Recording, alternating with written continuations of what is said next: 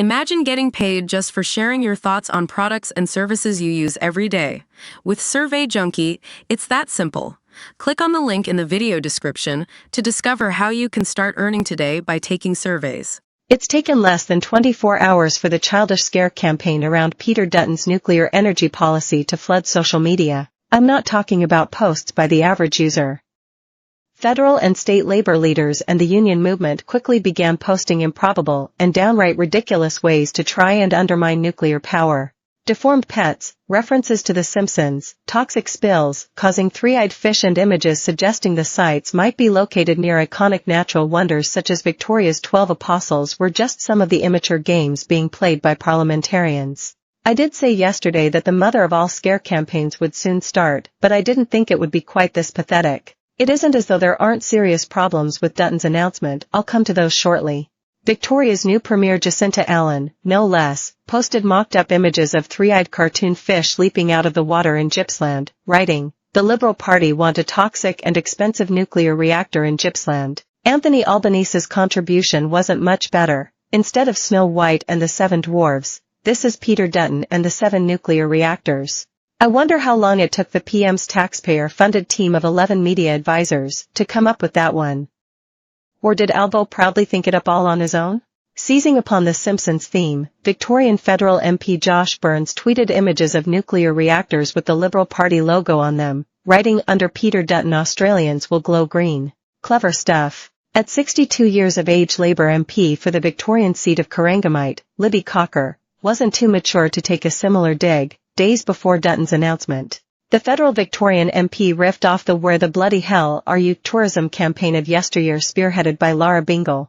Cocker, who was a school teacher before entering politics, tweeted a mock-up of a bikini-clad Bingle standing in front of the 12 Apostles on the Victorian coastline with 3 nuclear reactors billowing smoke behind her. There really must be something in the water in Victoria before the nuclear waste arrives, as is being alleged. The Australian Union Movement's official X page posted an image of a deformed something or another. It was hard to tell. Above the headline, "This will be your family dog." Scare campaigns are rarely rooted in accuracy, and that is a bipartisan problem. But they are rarely this childish in nature.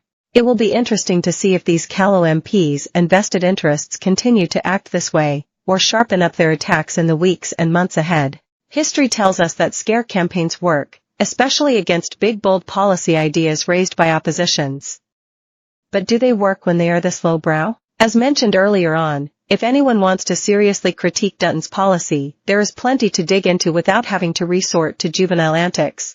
For example, Dutton says he plans to use existing coal-fired power sites, and the government will pay for and own the operations.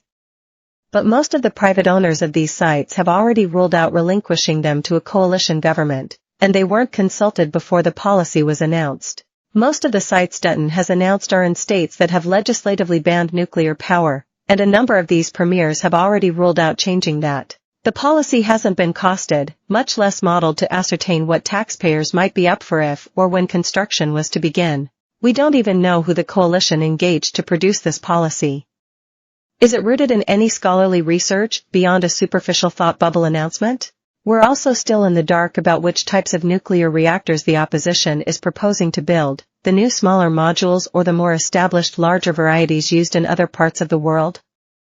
It is a pretty basic choice, not to be included in a major policy announcement. So yes, there are serious questions for serious people to raise requiring serious answers before Team Dutton can expect Australians to get behind his proposal. Unfortunately, the Labour government and its union mates seem largely incapable of reaching high and properly challenging the policy announcement.